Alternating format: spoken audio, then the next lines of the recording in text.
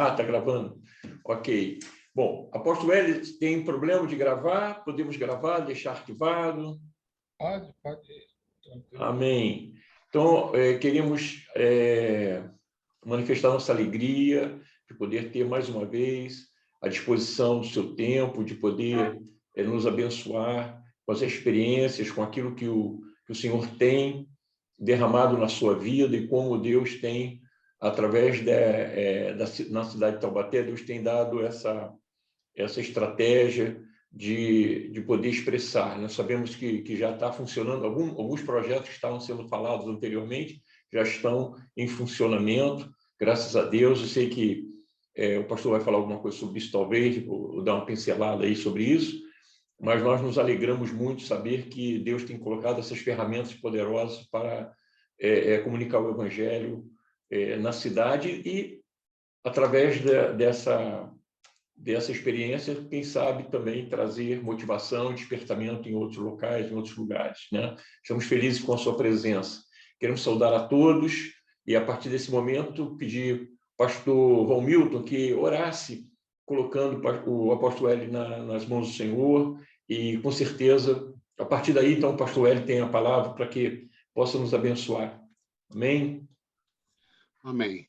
Pai querido, nós te louvamos, nós te agradecemos por mais esse dia, e aqui estamos reunidos como igreja e queremos te agradecer e abençoar a vida do teu servo, Pai, para que ele possa estar ministrando com toda a graça, como sempre tem sido, Pai. Nós o acolhemos com amor, somos gratos a ti pela sua vida, da sua casa, do seu ministério, e como igreja o abençoamos em nome do Senhor Jesus. Amém. Bem, mais uma vez, graças e paz. Boa tarde a todos. É sempre uma honra, um privilégio poder participar com vocês, né, atendendo o chamado, atendendo essa convocação, né, partilhar daquilo que o reino, né, para esses dias. Até que hoje a ideia não é focar muito na nossa casa, mas ter uma visão mais ampla daquilo que a gente tem sentido, daquilo que a gente tem observado e daquilo que todos nós estamos, de uma forma ou de outra, envolvidos, né, que é o reino de Deus, e que exige de nós responsabilidade e tantas coisas mais. Eu enviei para o Aloysio hoje uma peça, depois pedi para ele retransmitir para vocês. Nós vamos estar aqui no mês de dia 1, 2 e 3 de julho, realizando um trabalho chamado Instrumentos de Justiça. Esse é um trabalho que começou há 8 anos no Panamá, através do Gustavo Lara, apóstolo Gustavo, se estendeu para algumas nações da América Latina, e o alvo é reunir profissionais das diversas áreas para trocar experiência e trazer assuntos da atualidade, falar um pouco do futuro da igreja, o que se espera. E esse ano vai estar com a gente, além do Gustavo Lara, o pastor Tony Portigliatti. Ele é o chanceler da Florida Christian University, em Orlando, mais um companheirão de Adonai, que já esteve aqui com a gente, morou no Brasil bastante tempo, tem um trabalho muito voltado na ativação, no coaching, vai estar falando sobre comunicação interpessoal. Vai estar com a gente também o pastor André Mendonça, que é o advogado-geral da União, né? Vai estar ministrando num desses dias. Vai estar o deputado federal Roberto Lucena. Vai estar o Dr. James, que tem um programa na área do direito, da TV Super, em BH. Karina Anjo, que é Karina Ascioli, que também é uma articulista. A doutora Edna Zilli, que é a presidente da ANAJURI, Associação Nacional de Juristas evangélicos, um time bom, o Jackson Aquino do Mevan, falando da questão na área de economia missional, o papel da igreja, dos homens de negócio da igreja, uma visão missional, sabendo atuar, onde atuar. Então, queria fazer o convite para vocês, pedir para o Aloysio retransmitir. Vai ser parte presencial, parte online, e também José Parente, do Panamá, também um homem voltado para homens de negócio, uma igreja forte no Panamá. E vão ser 3 dias, creio que de crescimento, de discussão, de descortinar alguma coisa que vem pela frente, de lançar luz sobre o futuro, lançar esperança, trazer responsabilidade sobre as nossas vidas para esse tempo. E também nós estamos no mês de aniversário. Mês de aniversário, estamos fazendo 13 anos do Sonho de Deus. Então, estamos aqui numa boa corrida também. Daqui uns dias também o Aloysio vai estar lançando o programa dele na TV Rica, aqui com a gente esse mês ainda. Estamos nos preparativos para o lançamento da TV Rica. Conseguimos aí um stream. Vamos estar no ar 18 horas por dia. Então, não dá nem tempo de ter problema. Não dá tempo. É tão dinâmico tudo, tão... E é muito bom, muito gostoso viver dessa forma. Eu quero partilhar um texto no Evangelho, lá no livro de Mateus, no capítulo 16, do verso 18, especificamente. E também eu te digo que tu és Pedro, e sobre esta pedra edificarei a minha igreja, e as portas do inferno não prevalecerão contra ela. Nós falamos disso bastante, né? A gente sempre está recitando este verso, falando desta verdade. E parece que nos dias de hoje essa verdade ela se tornou algo meio que relativo. Parece que nós estamos dando oportunidade para que o inimigo atue dentro da igreja. Não vai prevalecer, porque a vitória da cruz é eterna. E a igreja também é eterna. Não adianta alguém achar que vai um dia destruir a igreja, que um dia vai acabar a igreja, porque a igreja somos nós. O Senhor abriu mão, do templo feito com ouro, com pedras preciosas, com madeira de lei, mas nada disso é capaz de representar a sua natureza. Nem o ouro, nem a madeira, nem as pedras preciosas. E hoje nós classificamos a igreja abençoada pelo tamanho, pela quantidade de pessoas e quantidade de templos, número de congregações, não se importando muito com o papel dela, nem com a função dela, mas com o gigantismo da igreja. E também que são coisas que também não traduzem quem é o Senhor.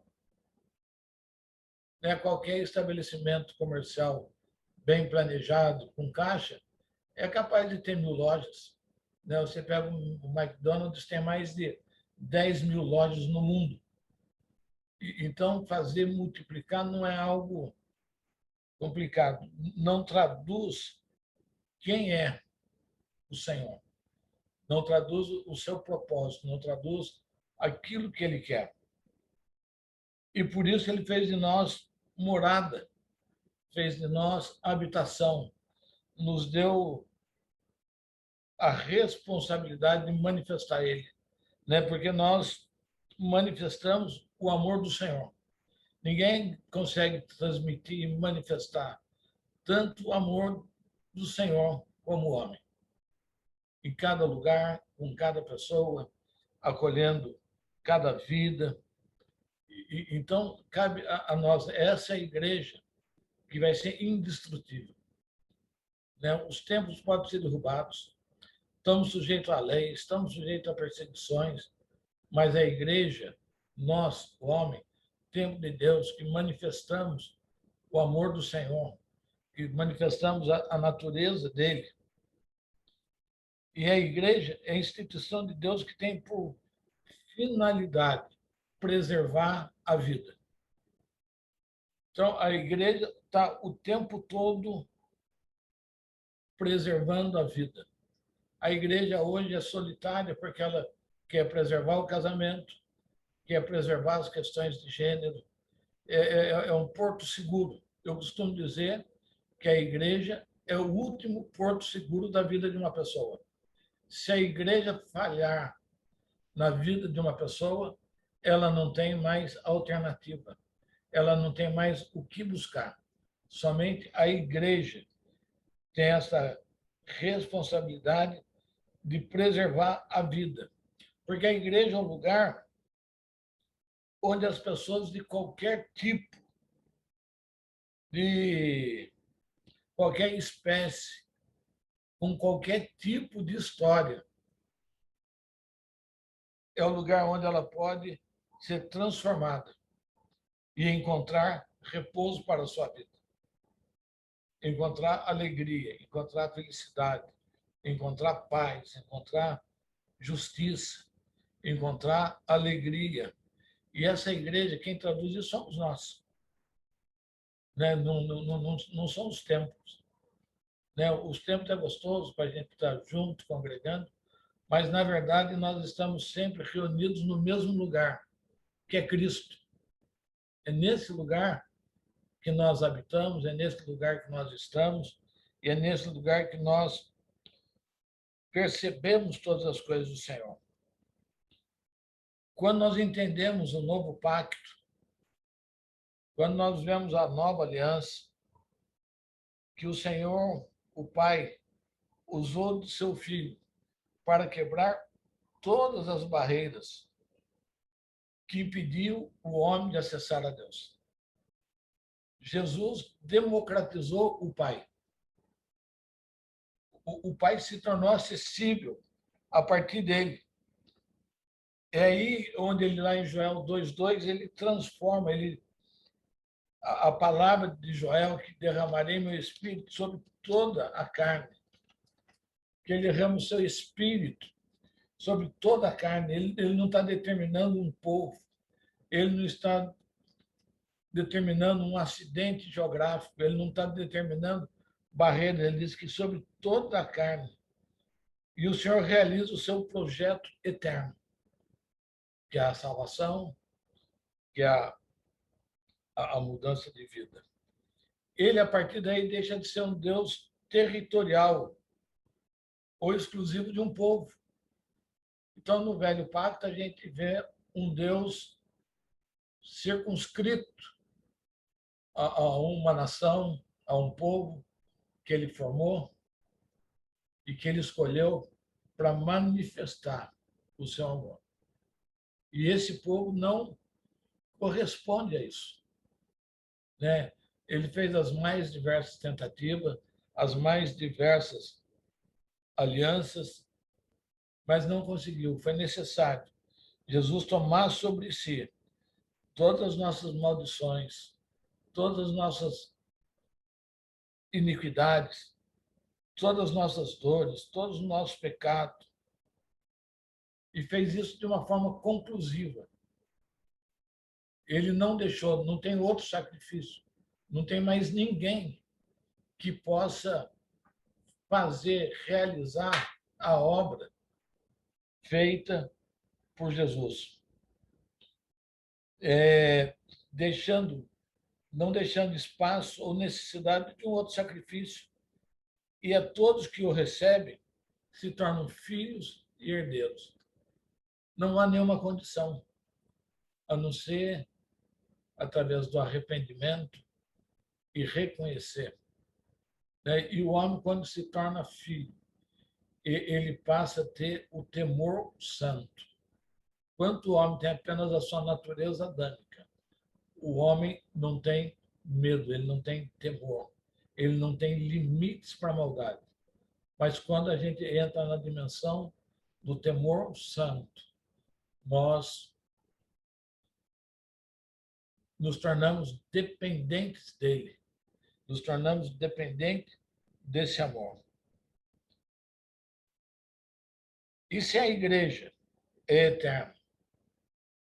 E se a obra da cruz foi suficiente? E se as portas do inferno não prevalecem? Fica uma pergunta: por que brigamos entre nós? Qual o motivo da briga? Qual o motivo da disputa? Qual o motivo da inveja? Qual o motivo da arrogância? E aqui eu quero começar algo, quero partilhar algo, uma palavra que o Senhor tem me dado nesses dias, diante desse quadro que nós temos assistido. Triste, né? Pastores inglórios. Que coisa triste. Quanta gente entregou sua vida pelo Evangelho, quanta gente, de repente, sendo jogada. Eu não estou defendendo ninguém e nem estou atacando ninguém. Eu quero falar de um quadro que nós hoje estamos vivendo isso. Né? Isso chega nas nossas congregações. Isso está chegando em pessoas que estão desistindo do Evangelho, estão desistindo dessa obra, porque é lançado o tempo todo o descrédito sobre a igreja como não como uma instituição criada por Deus, mas como uma organização como qualquer outra, que briga por causas que qualquer mundano briga. Né? Como se a gente não tivesse uma palavra que nos dirigisse para resolver todas as questões entre nós, sem a necessidade de recorrer a meios, a instrumentos que só provoca dano, só provoca atraso.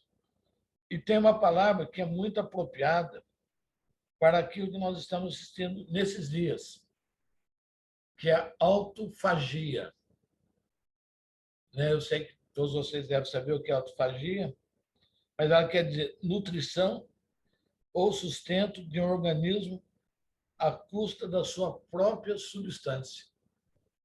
Ou seja, ele se alimenta daquilo que é dele.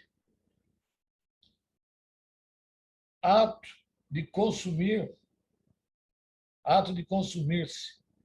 Em vez de comer, eram comidos pela sua própria fome. Ou seja, nós perdemos o foco de quem é o inimigo. Nós perdemos o foco de quem nós temos que vencer. Contra quem devo lutar. E posso lutar dentro do nosso próprio corpo.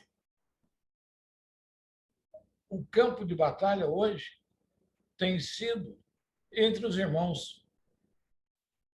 O campo de batalha hoje tem sido dentro de casa.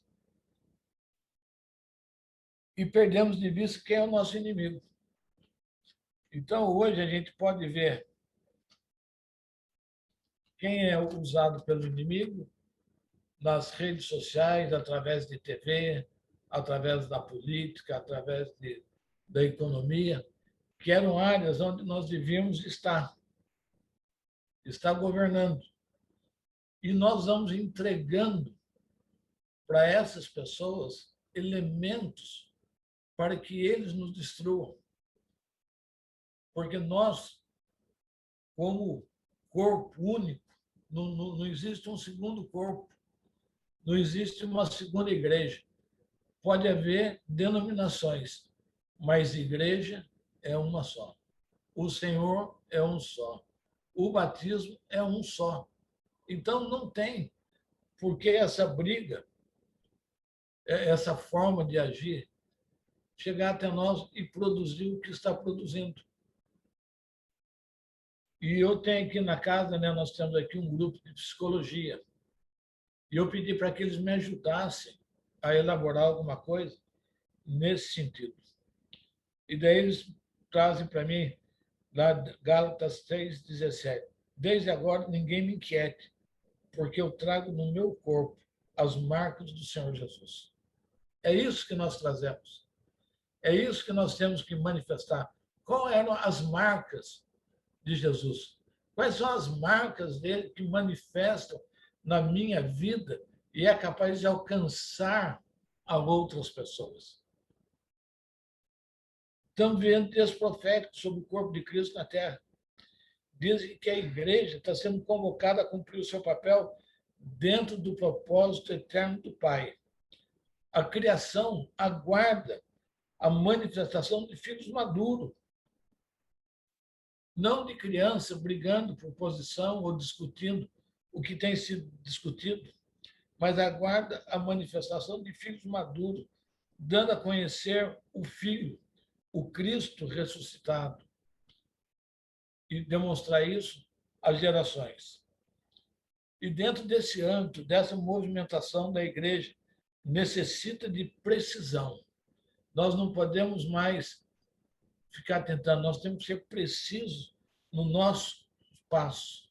Nós precisamos ter pureza, aquilo que o Espírito Santo de Deus, no dia que nós fomos a Cristo, ele nos limpou, ele nos lavou, ele não nos modificou, nós deixamos uma natureza adâmica e passamos até a natureza do Filho de Deus. É isso que a natureza tem esperado. É isso que a humanidade hoje tem esperado. As pessoas estão cansadas, estão sem valores, sem esperança. E escrever aos Gálatas, o apóstolo Paulo nos traz uma revelação de quando, por amor, é entregue das suas renúncias, da sua vida ao Evangelho. Literalmente declarou esse texto poderoso: trago no meu corpo as marcas de Cristo. É esse o nosso desafio, é demonstrar as marcas dele, da bondade, da generosidade, do amor, da paciência. Então, lá são os frutos, é o fruto do Espírito. E quando nós chegamos em Cristo, todos nós trazemos marcas, sejam elas visíveis ou invisíveis. Alguns trazem marcas do passado, marcas das dores, de acidentes, da vida, das escolhas erradas, da rejeição que foram feitas, ou seja, trazemos marcas que precisam ser curadas. Contudo, há um momento em nossa vida, em nossa caminhada com o Senhor, que passamos pelo processo de morte da nossa velha natureza para uma nova natureza, em que somos tomados pela vida de Cristo em nós e passamos a não manifestarmos mais as marcas da nossa própria história, da nossa vida pessoal, mas por amor ao Evangelho, as marcas de Cristo, a marca da verdade, do caminho e da vida. E dentro do corpo de Cristo existe um senso de responsabilidade e temor, que precisa nos tomar nesse cenário que estamos enfrentando como igreja, diante de discursos, desentendimentos, vazios, que não promovem nenhum tipo de transformação, apenas automutilação. Essa é outra palavra que eu queria entrar nesta tarde. Contudo, podemos parar e pensar, qual é a marca da igreja atualmente? Ou melhor, será que a própria igreja tem se marcado, tem se ferido, lesionado o próprio corpo de Cristo na Terra, quando os nossos interesses pessoais estão acima do real propósito da igreja? Deixa de ser o propósito de Cristo para ser o meu propósito, a minha vaidade, a minha ganância, aquilo que eu quero fazer. E dessa forma, nós estamos nos mutilando. Estamos nos mutilando. Acreditamos que todos nós já ouvimos falar a respeito dessa palavra, automutilação. Essa palavra hoje está em moda.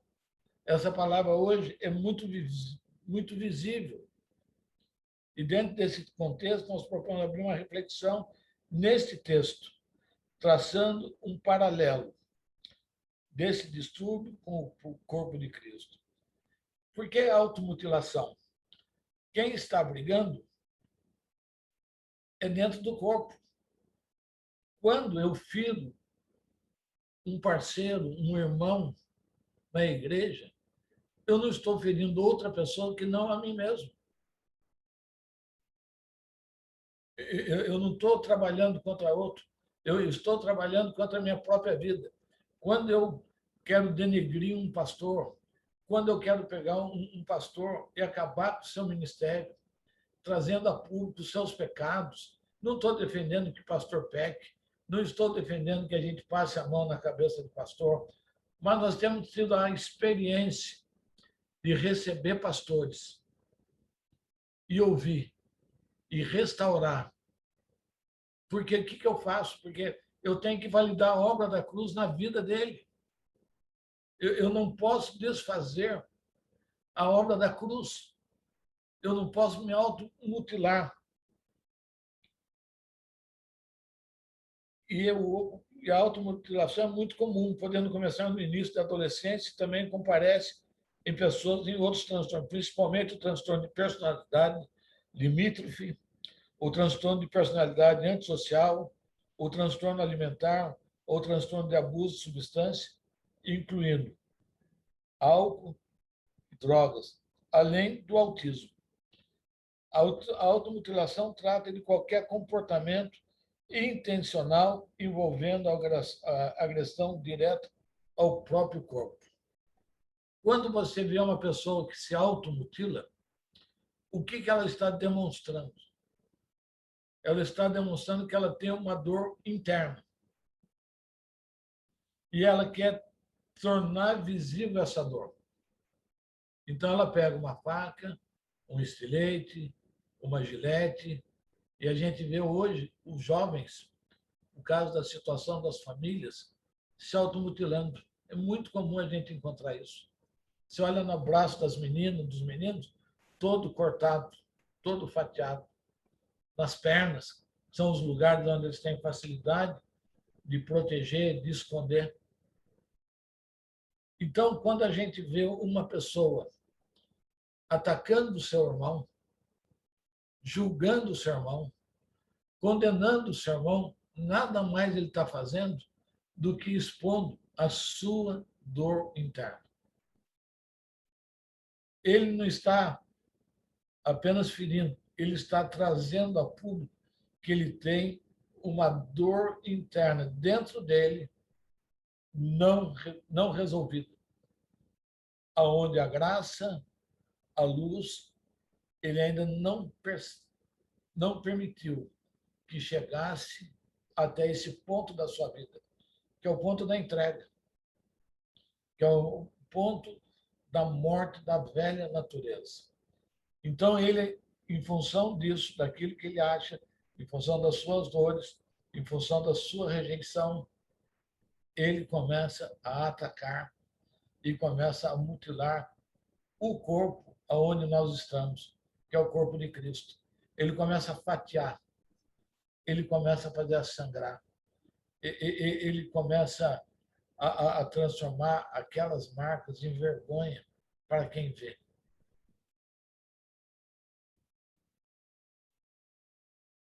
E as formas mais comuns da mutilação é cortar a própria pele, é se queimar, bater em si mesmo, morder-se, arranhar-se. Frequentemente, a pessoa pratica automutilação repetidas vezes, em uma única sessão, provocando diversos cortes ou queimaduras no mesmo local. Geralmente, as pessoas escolhem áreas facilmente acessíveis, escondidos pela roupa, como antebraço, coxa. Normalmente, também a pessoa se agride repetidamente, resultando em muitas cicatrizes originadas dos episódios anteriores, com frequência, a mente de pessoas se enche com pensamentos agressivos. Sabe, até o que a pessoa usa? Até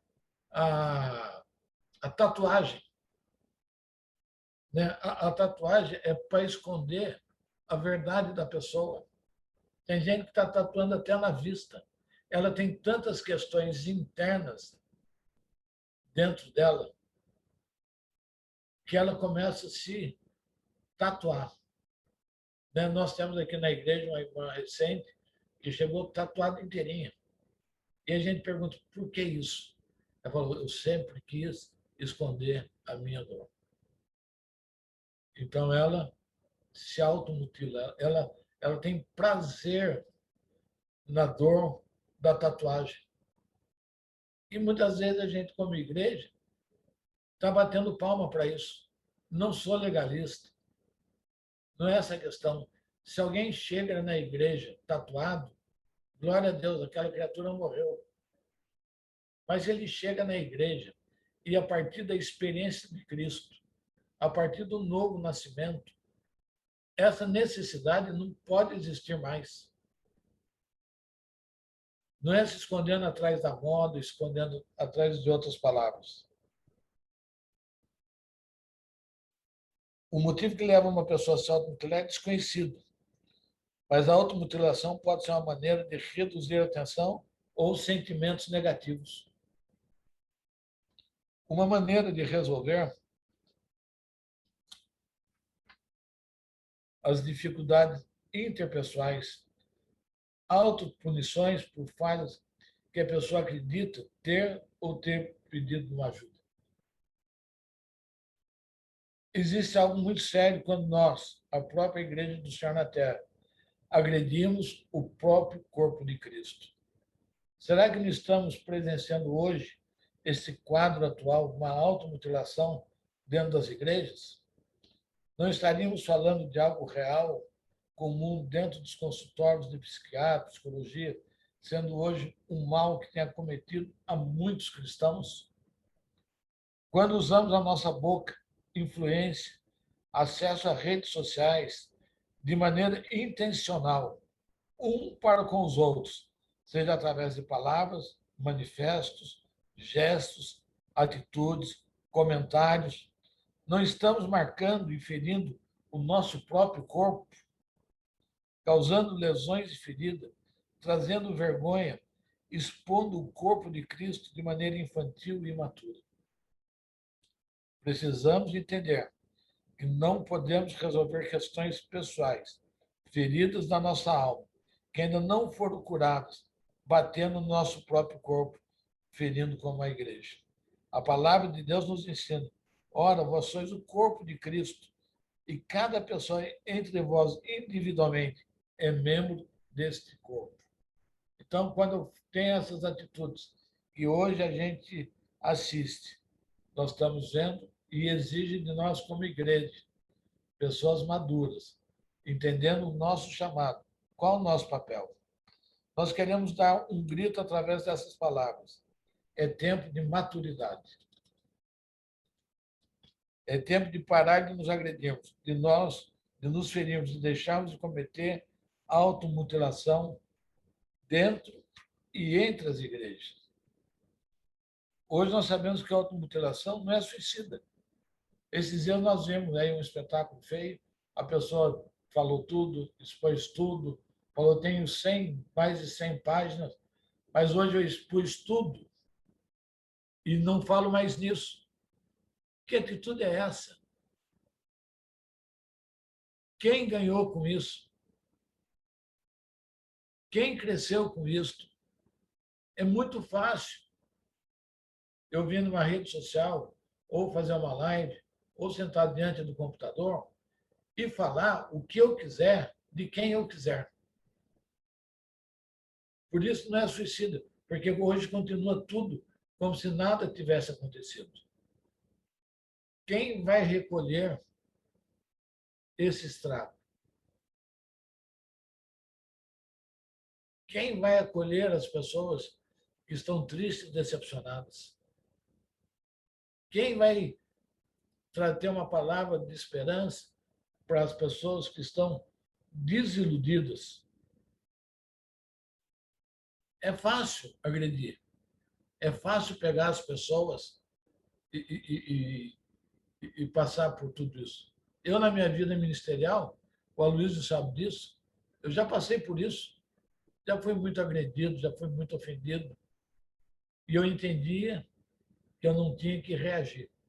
Nunca abri a boca para falar de ninguém, nunca me preocupei em defender a minha imagem, nunca. Falei, o Senhor nos justifica. E ao longo do tempo, o Senhor foi justificando, trazendo a verdade à tona, e hoje a gente ainda ama os irmãos que fizeram isso contra a gente. Não ficou raiva, não ficou decepção, porque o amor do Senhor é tão grande por nós que nós não ficamos parados nas dores. Nós permitimos que Ele nos justifique e Ele nos alimente.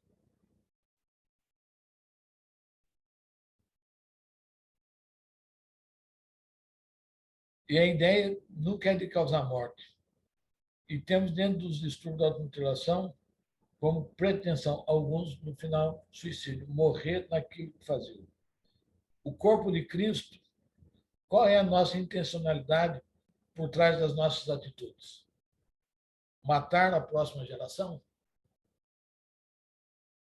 Basta a gente ver com quantas pessoas estão começando o uso das drogas, com quantas os jovens estão começando a prática da sua vida sexual. Basta ver o que nós estamos causando, o que nós estamos produzindo. Nós somos essa geração intermediária. Nós pegamos uma educação dos nossos pais, que foi dura, que apanhamos, que sofremos, mas o que o Senhor nos achou, produziu em nós algo novo. Ele trouxe um vinho novo sobre essas nossas vidas. Ele nos transformou num odre novo para derramar sobre uma próxima geração, para construir sobre uma próxima geração um novo destino. E, no entanto, o que nós estamos fazendo? O que nós vamos deixar para eles? Matar a próxima geração? Ferir? Lesionar? Paralisar o avanço da igreja? Olha quanto a igreja é odiada hoje. Veja, as pessoas querem o que nós temos, mas não nos querem. Não nos querem. Nos recebe quando precisa. Nos recebe em desespero. Mas quando vence, não querem conviver neste corpo. É um tempo de alinhamento e tempo de sabedoria, tempo de maturidade. Cada líder, cada irmão, é tempo de maturidade, é tempo de estar alinhado. Nós temos uma missão como corpo de Cristo, manifestar o Cristo ressuscitado. Ele já foi marcado, já foi ferido, já foi chicoteado, já foi cuspido, já foi humilhado, para que hoje nós estivéssemos nesse lugar, sendo a sua igreja. Permitir que a cabeça, que é Cristo, governe sobre esse corpo. Nós nos rebelamos contra o cabeça. Nós não entendemos os comandos dessa cabeça para o seu corpo. Parecemos que é disfuncional. Quando você não tem controle dos seus movimentos, a cabeça está mandando, está despejando, a gente não entende isso. Que sejamos produtores, agentes de mudança, que carregamos no nosso corpo as marcas de um evangelho em que o amor e a verdade prevaleçam. Que possamos nos posicionarmos e refletir se estamos permitindo que as nossas feridas, angústias, nossas dores estejam sendo transformadas em instrumentos de automutilação, instrumentos letais e suicidas, causando danos em nós, o próprio corpo de Cristo. Quando nós nos automutilamos, nos enfraquecemos, perdemos a força como igreja, perdemos a influência, regredimos, pois deixamos soldados feridos em meia guerra e muitos acabam se tornando incapazes de se levantar. E a natureza aguarda com expectativa que os filhos de Deus sejam revelados. É hora da gente se levantar como igreja de Cristo. É tempo de nós nos alinharmos. Como é sadio esse encontro da Arque, né? De estar preocupado com as igrejas, de estar preocupado em estar fortalecendo cada irmão, não brigando por uma causa mais pessoal, mas brigando por um todo, para que todos sejam abençoados. A gente se lembra lá de Davi, quando vai atrás dos amalequitas, lá em 1 Samuel 30, em que ele vai, em que ele toma todo o despojo. E as pessoas que foram com ele falam: quem não veio, nós vamos devolver, mulher e filhos. O tesouro será dividido entre nós. Davi fala: não, todo despojo será dividido entre todos. Esse é o nosso papel. Esse é o meu papel como líder. Esse é o meu papel diante de uma comunidade eclesial, de pastores, de ministros, dos 5 ministérios. Não é olhar para a minha placa e transformar a minha placa na coisa mais importante do mundo. É para a gente trabalhar arduamente para formar o futuro da próxima geração, não desperdiçando nosso precioso tempo com coisas pequenas que não se tratam dos negócios do Pai. O nosso negócio é tratar dos negócios do nosso Pai, que nos ama, que nos curou e que nos recebe como filhos e como herdeiros. Ser uma igreja curada. A igreja em si ela é santa. A igreja, assim, ela não tem mácula. A igreja, assim, não tem ruga. Ela é perfeita, ela é eterna, ela é gloriosa. Ela vai sobreviver a todas as questões. E quanto mais nós tivermos pessoas com a gente. Hoje nós somos empenhados. Eu tenho feito um desafio. Aonde você vai estar daqui a 20 anos?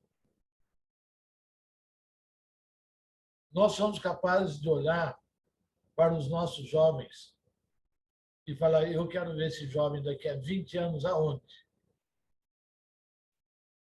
Você olhar para uma criança hoje que tem 7 anos, daqui a 20 anos ele vai estar com 27 anos. Aonde ele vai estar? Aonde vai estar capacitando ele? Para que lugar? Para que posição? Eu tenho falado do STF, nenhum desses atuais ministros daqui a 20 anos vai estar lá. E quem nós temos preparado para indicar? Quem serão os próximos cientistas? Qual a questão da moralidade em relação ao corpo dos próximos cientistas, com natureza, com inteligência artificial, com mudança genética, com mudança de comportamento? Nós temos nas nossas mãos, cada um de nós aqui, que somos ministros, a responsabilidade de construir algo poderoso para essa próxima geração. E a gente tem incentivado: clame por cura, grite por cura das suas angústias que o cercam. Contudo, isto é um pedido, é um apelo. Pare de se automutilar, ferindo o seu próprio corpo, o corpo de Cristo, seja com marcas visíveis ou invisíveis, com intenções suicidas ou não. Apenas pare. Deixe de ser um instrumento, deixe ser um instrumento de proclamação da esperança e do amor de Cristo a toda a humanidade. Nós temos que perceber que isto é uma estratégia do inferno para acabar com a família. A hora que entendemos isso e tomarmos consciência disso. Mas nem dentro das próprias denominações as famílias estão sendo restauradas ou valorizadas. Então, essa é a palavra que eu queria trazer hoje. Me perdoe por trazer um assunto como este, né? Mas eu vou fazer um manifesto público disso, né? Trazendo isso, clamando por alinhamento, clamando pela manifestação, gritando que estão à disposição, que existem pessoas curadas. Nós não julgamos ninguém. Nós não temos capacidade nem autoridade para condenar a ninguém. O que eu posso fazer é amar cada pessoa. É ver o traço de Deus, do Pai, na vida dele. Saber que ele um dia recebeu o Senhor como Senhor da sua vida. Que ele é um escolhido. E que ele tem um ministério que não se acaba no seu pecado. O seu ministério é para sempre.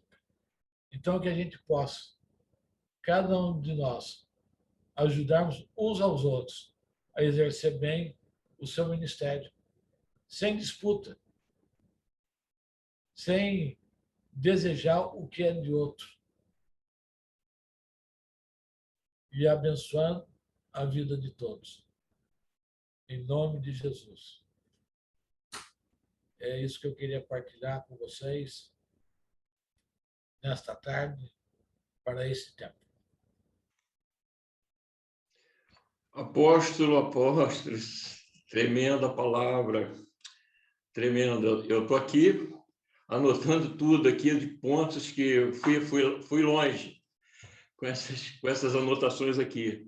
Eu tenho alguns pontos aqui que eu gostaria de saber se temos aí uns minutinhos para a gente poder falar um pouquinho sobre isso. Só quase aqui já no final, quando o apóstolo fala sobre os negócios do Pai, né? Temos os negócios do Pai. Aí peguei aquele texto lá de João 2,16, quando faziam da casa do Pai negócios. Mas depois, em Lucas 2,49, ele fala para José e Maria que ele estava ali cuidando dos negócios do Pai. Então, há uma visão clara, e aí vamos lá na frente, quando o apóstolo falou que não há um plano B para a igreja não tem segunda, é primeira. As portas do inferno não prevaleceram, não tem uma invenção, não tem uma...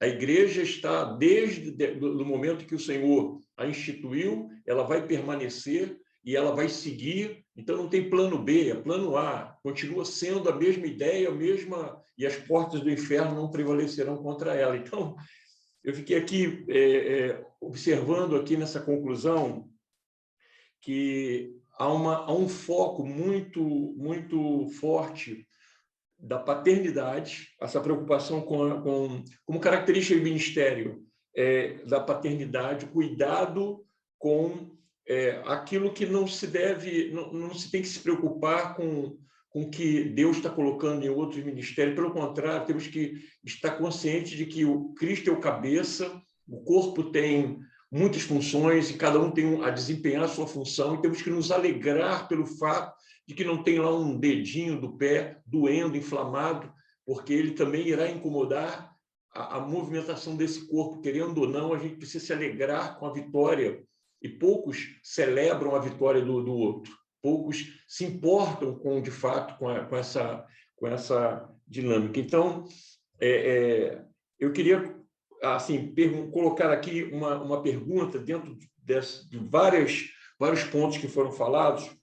Quando ele fala aqui sobre as marcas do Evangelho, e o apóstolo fala sobre a dor, né, que pode causar, muitas vezes, o sentido das marcas é que existem coisas no reino que, quando o Senhor tira de nós, quando somos mutilados por Deus, no sentido de que se teu olho te faz tropeçar, se tua mão direita te faz tropeçar, essas coisas, é melhor entrar no reino, é melhor entrar no céu do que ser lançado no inferno. Então, há uma mutilação de áreas na nossa vida que não somos nós que estamos fazendo, mas o Espírito de Deus está moldando, está tratando em nós para seguir. Mas existem muitas experiências hoje que a gente observa de igrejas que são formadas a partir da dor e da experiência almática, ou seja, ele passa por aquela experiência de dor, então ele cria tudo em torno daquela dor. Não seria isso, apóstolo? Qual pai que quer ter um filho doente? Nenhum. Nenhum. Então, se nós somos pai, se nós temos esse papel de paternidade no ambiente que nós estamos, eu entendo que a gente tem que se esforçar para que cada um alcance o seu propósito. Nós somos ativadores disso. É que você está... O seu sucesso é o meu sucesso. A sua vitória é a minha vitória. O seu testemunho se torna o meu testemunho. Porque é o mesmo espírito, é o mesmo propósito, é o propósito eterno do Pai. Não é o meu propósito eterno. Então, quando a gente entende isso, a gente entende que o nosso papel é servir. O nosso papel é ser abençoador. O nosso papel é ser curador daquilo que se apresenta. Eu vejo aqui, apóstolo, essa parte que fala sobre Davi, usou esse exemplo de Davi na batalha, e ele premiando mesmo aqueles que não puderam estar ali, que vieram até a parte do caminho, outros ficaram na retaguarda, mas ele não se esqueceu de ninguém. Esse coração é algo assim impressionante, no sentido de que se nós tivéssemos, de fato, esse foco de que existem muitos que precisam ser apoiados, ajudados, não há diminuição, não há perda nenhuma em que você possa promover essas lideranças, levantar essas lideranças e até mesmo ressuscitar algumas que já vão sucumbindo e até quase à morte, que muitos chegam dessa forma, quase que ministerialmente falando, mortos, né? já sem esperança, sem fôlego, sem vitalidade. E aí ter essa compreensão de que, não, parte daquilo que eu estou alcançando, eu posso também cooperar, eu posso também ajudar. Essa visão é uma visão, eu fico feliz até porque o pastor, o apóstolo colocou, antes, no contexto disso, colocou a arte como uma preocupação exatamente com isso, de trazer, de se preocupar com a edificação, de trazer pastores, de poder edificar e poder ajudar e auxiliar os pastores. Então, isso é uma visão, é assim, apóstolo, que tem sido a experiência aí em São Paulo, é essa experiência que tem alegrado o avanço da igreja, nessa perspectiva como que nós devemos trabalhar para que, de alguma forma, britando, a gente vai conseguir isso lá na frente. Vamos, é o que a gente pensa e o que a gente vive. Né? Nós estamos ligados na casa, já falei isso outras vezes, tem 100 e poucos pastores da casa. Metade ordenados aqui, metade vieram de fora.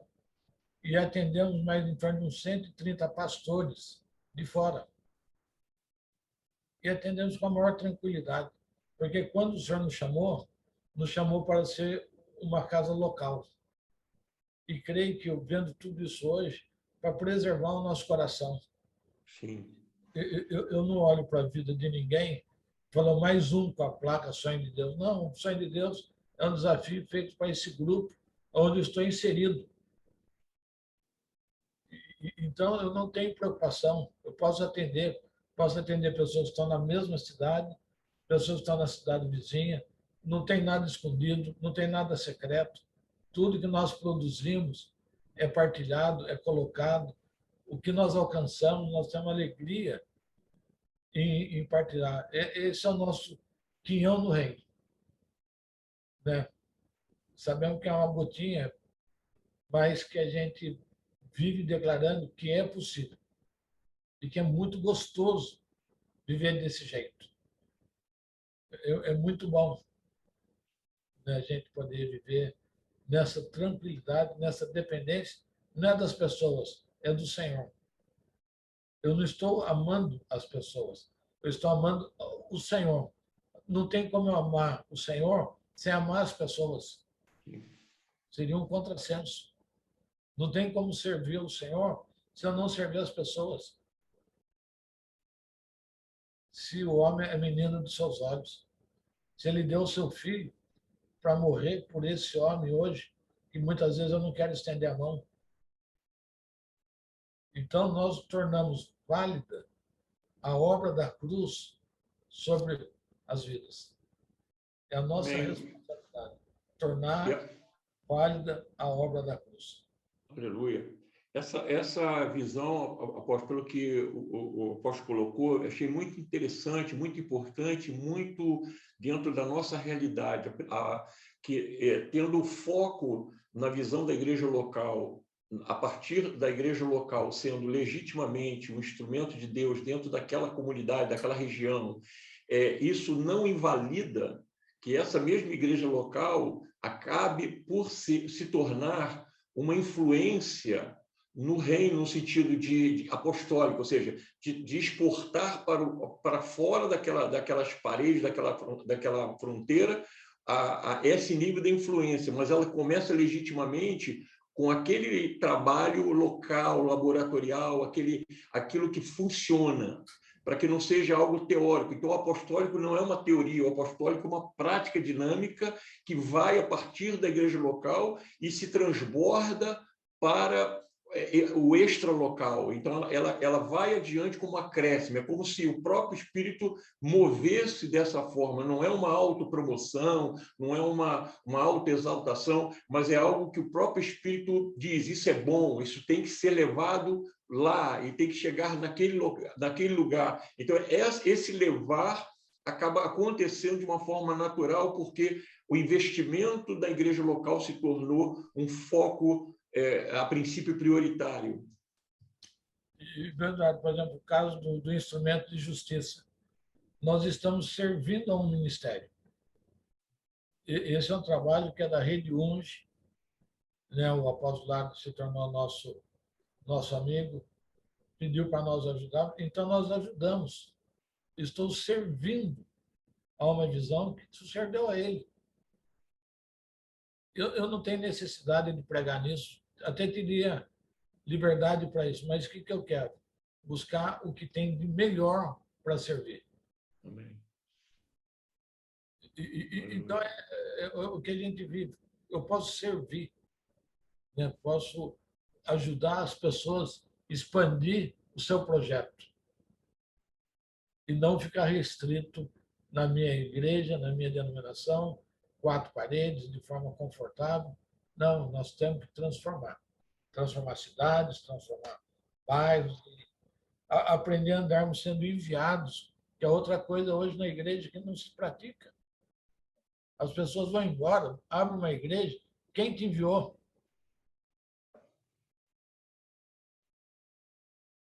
Então, acho que uma igreja abrir um balcão, um galpão, colocar 40, 50 cadeiras. Não, eu sou uma igreja. Não, uma igreja tem tanta responsabilidade envolvida nela. São tantas situações que a gente vive que você precisa de um envio. Porque quando eu envio, eu me torno corresponsável. Quando a pessoa vai por conta própria, ele é problema dele. Quando eu envio, eu estou dizendo, eu sou corresponsável. Eu vou com você. Pode contar comigo. Entendeu? E essa questão também dos 5 ministérios. Enquanto a gente entender que o ministério apostólico é um movimento e não é a restauração que ficou apagado por tanto tempo, e enquanto a gente olhar a igreja apenas baseado no ministério pastoral e não reconhecendo que existem os outros ministérios e que eles se formam, se unem entre si, cada um cumpre o seu papel. Então, muitas vezes, não, agora é o movimento apostólico. Não, apostólico não é um movimento. Nasceu lá escrevendo para a igreja de Éfeso. Não, ele deu alguns para apóstolos, outros para profetas, outros para pastores, outros para mestres, outros para evangelistas. Cada uma dessas coisas tem uma habilidade. tem uma função, né? Um vai entregando o bastão para o outro. O apóstolo vai lá, abre o caminho, chama o outro, pode vir agora, já está aberto o caminho. Já limpamos o terreno, já quebramos as pedras. Então, se a gente vivesse mais dessa forma, né, nos apoiando entendendo isso, Eu e eu queria aproveitar. eu fui Queria algo aproveitar. dessa forma. O pastor Sim. Luiz, por quanto tempo nos acompanha, nos ajuda a edificar, a pensar. Quantas portas o Aloysio abriu para a gente como ministério? Quantas portas, quantos lugares nós fomos juntos? Quantos lugares também eu levei o Aloysio como na minha posição lá da Donep, entendeu? Então, se criar uma amizade, uma irmandade, uma lealdade, uma fidelidade, que é uma delícia viver isso. E é possível. Inclusive, hoje, o apóstolo Luiz recebeu uma mensagem do pastor Carlos Belardi, cita com La Vida, de Córdoba. Ele passou para os pastores, para os amigos. É tão tremendo você ver o ministério, como o do pastor Carlos Belardi, e a preocupação de não permitir que uma ferida, né, uma palavra mal colocada pelo atual presidente, chegar a ferir essa relação já tão... No secular, há uma separação entre a Argentina. A Luísa lembra que quando nós chegamos em Córdoba, eles tinham uma imagem muito ruim dos pastores brasileiros. E o próprio pastor Carlos, ele foi amizade, né? Amizade com que ele veio sendo construída durante esses anos, né? Ele se preocupar de que isso não venha macular, não venha trazer alguma tristeza, né? ou que cause algum dano para a igreja. Isso é muito interessante, porque isso extrapola, né? Isso vai além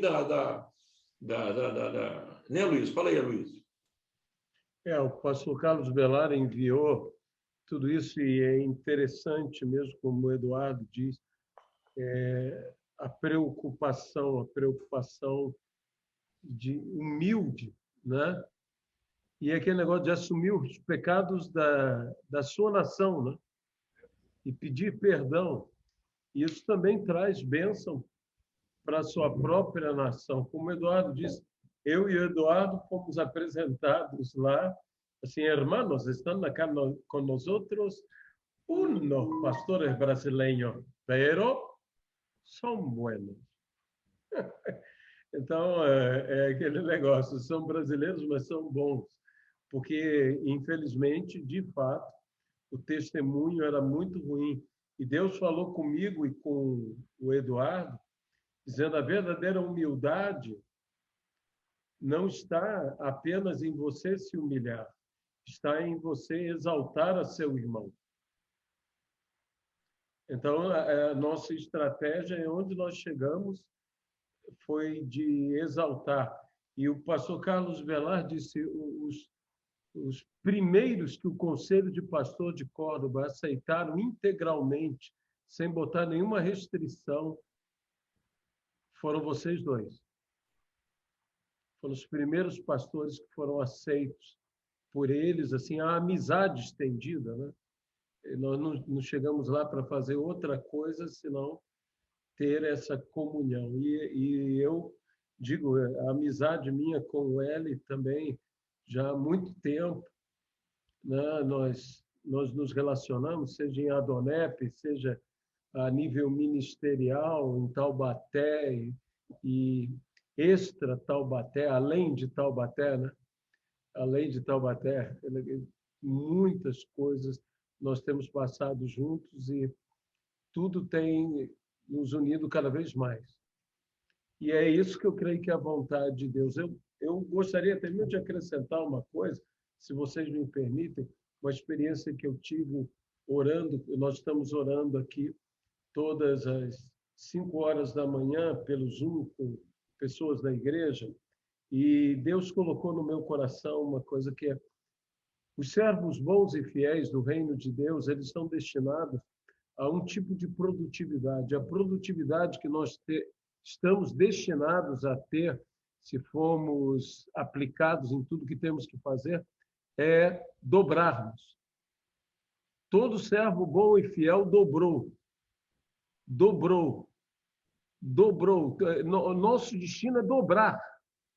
Nosso destino não é aumentar um pouco, o nosso destino é 100% de crescimento. E Deus falou isso. Se tudo que nós recebemos vem do Senhor, inclusive o crescimento, diz, o crescimento que vem do Senhor, é o que a Bíblia diz, imediatamente eu me lembrei do que a palavra diz, quando Jó orava por seus amigos, Deus mudou a sorte de Jó, de maneira que lhe deu, novamente, o dobro de tudo que possuía. E Deus colocou um peso no meu coração, dizendo, nós temos que orar como ministérios uns pelos outros.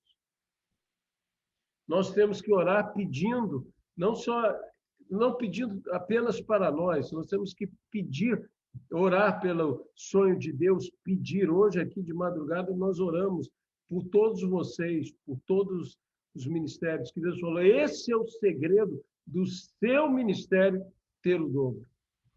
É quando você ora pelos outros ministérios. Foi um peso que Deus colocou no nosso coração, e quando eu ouvi o Hélio falando da automutilação, de uma dor que nós estamos causando, todos nós fomos... essa mania que está dentro da igreja de expormos publicamente a nossa vergonha, em vez de tratarmos a nossa vergonha, a Bíblia diz, eu estava nu, vocês me vestiram. E nós sabemos muito bem que a maneira certa de nós sermos abençoados por Deus como filhos é vestirmos a nudez do Pai. Não permitirmos que a vergonha que está aí seja vista por outros, nem proclamarmos. E nós lembramos que Cão e Canaã, né? O que aconteceu? Ele abriu a boca, ele proclamou, ele expôs o homem de Deus. O homem de Deus que acidentalmente cometeu um erro e se embriagou e ficou desnudo e expôs sua vergonha. Aqueles que cobriram a nudez foram abençoados. Aqueles que proclamaram a vergonha não foram abençoados. Então, é algo que é muito para os nossos dias mesmo. O que o Hélio estava falando é de uma importância tão grande. Nós não podemos nos automutilar. Isso, a Bíblia, quando fala, que muitos pegam... Interessante que o Hélio falou sobre a tatuagem e o texto que está no hebraico dizendo, vós não marcareis o seu corpo, como é o costume destes povos. Era aquela marcação, não só a marcação ritual, que equivale à tatuagem, mas era a marcação, acima de tudo, que era a mutilação, como fizeram os profetas de Baal, que a Bíblia diz, segundo o seu costume, com facas se cortavam.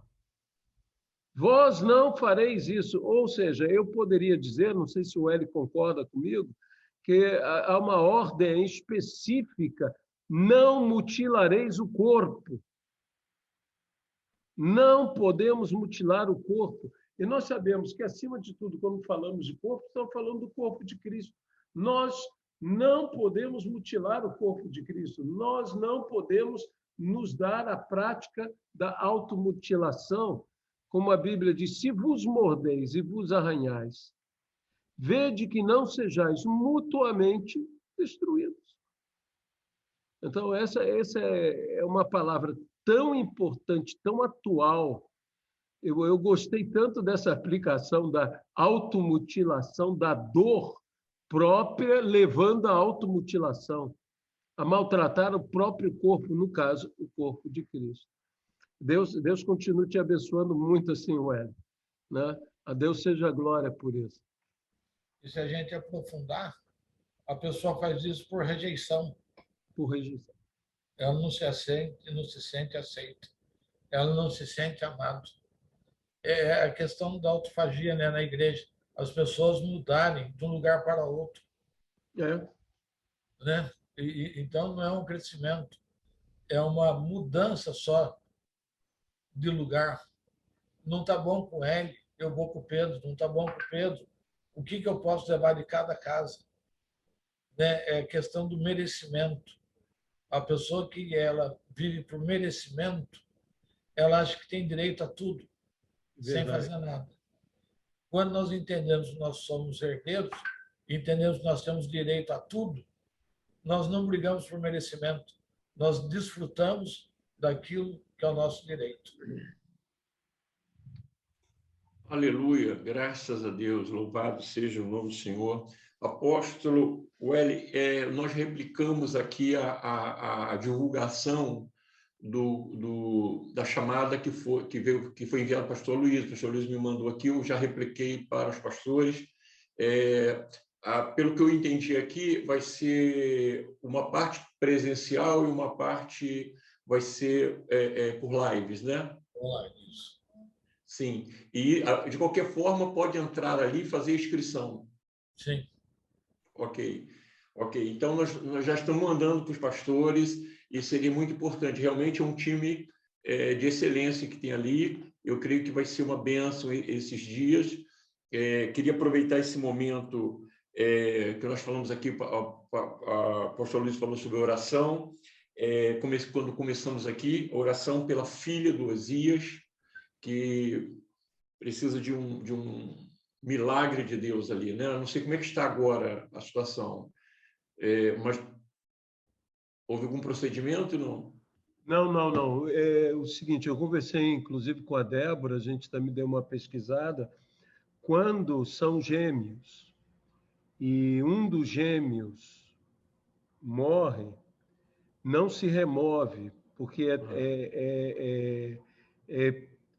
se costuma deixar desenvolver o que está vivo junto com aquele que está morto, porque é muito perigoso expor o feto ainda em desenvolvimento a tudo que pode acontecer. A Ana disse que dia 24 vai ser. Eu pedi um milagre ali, né? Dia 24 está marcada uma ultrassonografia para ver tudo isso. Até lá nós estamos orando, pedindo um milagre, pedindo que esse coração volte a bater, que tudo fique bem, né?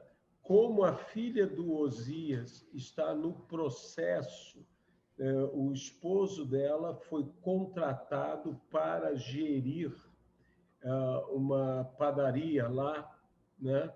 Então ele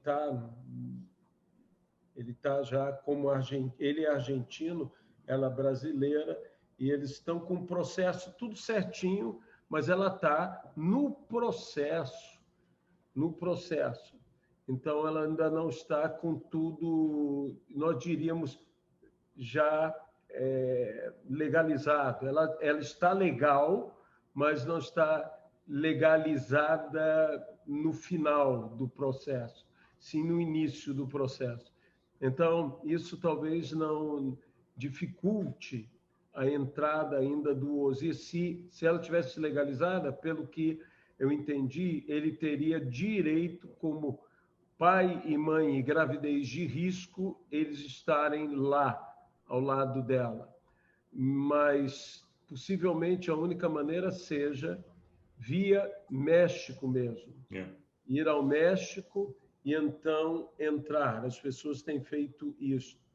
E talvez nós tenhamos até mesmo de cada um dar uma pequena oferta como igreja, como ministério, para, digo eu, para podermos enviar o Osias, porque eles compraram a passagem, terão que mudar a passagem, isso tudo terão que ficar lá, tem que ficar num hotel, um hotel registrado, aceito pelos órgãos federais e cumprir a quarentena e então ir para lá. Essa será uma opção.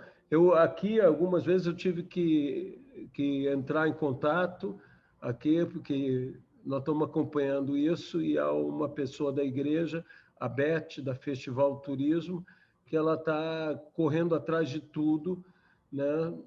Até falando com o gerente geral da companhia aérea, para ver se a gente consegue uma liberação. Mas, pelo que tudo indica, vai ser assim. Dia 24, portanto, desse mês, será, como é que se diz, a ultrassonografia, para poder saber o andamento de tudo. Amém. Então, vamos estar em oração. Amém. Vamos estar, então, orando por ela. Qual é o nome dela mesmo, Luiz? O nome da filha dele? Nicole, né? Nicole. Nicole. Ok. Então, vamos colocar Nicole diante do Senhor. E temos aqui o pastor Jonas. Ele está bem, graças a Deus, mas está com Covid, já com certificado que está mesmo, e está tomando a medicação, mas está 100%, né, Jonas? Eu fiz 2 exames, né? Na terça-feira, saiu em 20 minutos, e o outro saiu hoje. Ambos deram positivo, né? Mas eu já vinha tomando ivermectina há um tempo, né? Que você tinha orientado para mim fazer isso, eu vinha tomando, e a tininha deu negativo, graças a Deus, os dois, a tininha deu negativo. Eu estou aqui no quarto, estou isolado, né? Para não ter contato com ninguém, mas estou aí me tratando, entendeu? Amém. Não estou com nenhum sintoma, eu só comecei com sintoma de gripe, coriza, espirrando muito, uma tosse breve, mas agora não estou com nada, né? Estou limpando o nariz também toda hora com o soro, tudo isso, todos os procedimentos. Graças a Deus não estou com falta de ar, não estou sentindo nada assim, cansaço, nada. Graças a Deus. Amém. Vamos estar orando então pelo pastor Jonas, pela mãe do Jonas. Eduardo, sim, está já disponível a vacina contra a gripe no Rio de Janeiro para pessoal de 60 anos ou mais, tá? Vale a pena tomar também, que também combate outras coisas. E saiu, eu não sei se foi hoje ou ontem, tá? Que nós, acima de 60, teremos direito à vacina contra a pneumonia. Sim. Tá? Então, também, eu digo assim, Valmilton e Cleide, que também estão se preparando para ir para os Estados Unidos, tudo isso é bom que se faça. E tudo isso tendo se apresenta, digamos, o governo americano te vê com outros olhos. Né? Outros olhos, gente, vamos dizer, devidamente vacinada. Amém. Vamos estar orando por isso. Isso é importante. Nós perdemos o pastor Josué, que teve o pulmão comprometido e foi muito, né? O Benoni também faleceu agora, recém. Vamos estar orando. Saiu, né? O RR graças a Deus, então, um clamor pela vida do missionário. O mundo todo, os inimigos da fé desejavam que ele morresse. E uma coisa, morreu hoje, de ataque cardíaco fulminante, com menos de 60 anos, acho que 56 anos ou 57, o T.D. Joshua, da Nigéria, um dos maiores ministérios de cura. Interessante que o Benson e da Roça morreu mais ou menos com a mesma idade. Também um ministério sobrenatural, assim, muitos sinais. E o pastor Joshua não foi outra coisa, foi um ataque cardíaco. Foi um ataque cardíaco, ele pregou de manhã, ele tem cultos todos os dias, né? Pregou de manhã e foi descansar no aposento que ele tem na igreja, foi relaxar um pouco, demorou a voltar, quando chegaram lá ele já tinha partido para o Senhor. Então, é para que também recebi hoje essa informação, que eu tenho amigos que são ligados ao Joshua, são ligados a ele, e que vai fazer falta. Sim, o homem de Deus. É o profeta mesmo. Sim. Pastor, vamos orar. A mãe do Jonas teve uma queda, tem mais de 90 anos, teve uma queda, uma ruptura lá no fêmur, né, e precisa fazer uma cirurgia. É uma situação muito difícil, complicada. Precisamos mesmo de um milagre de Deus. Já vimos o Senhor fazer esse milagre, né? Minha sogra também teve esse problema e, graças a Deus, hoje ela está andando, também com muita idade. Mas vamos pedir um milagre na vida da mãe do Jonas hoje. Queria pedir ao pastor Aloysio mesmo, Aloysio, ore por isso. Outra coisa, o pastor Bruno, que a igreja dele está procurando um local lá na Alemanha para os cultos. Sim. Né? Eles tiveram que sair. Eu acho que bom seria o Valmilton orar. Né? Que ok. já falei muito aqui e tudo mais. Vamos... Amém. Concordo. O Valmilton é o orador oficial. Quem faz as orações. É isso, Luiz. Eu queria colocar também pela consciência das pessoas. Né? A gente vê que a questão do vírus já conhece a origem, já sabe os meios de combater tudo. Só falta uma coisa, a tomada de consciência. É verdade. De respeito um pelos outros, né? Usar máscara, o álcool, não aglomerar, respeitar as normas do governo, não ficar desafiando o tempo todo em nome da fé. Né? E que a gente possa adquirir essa...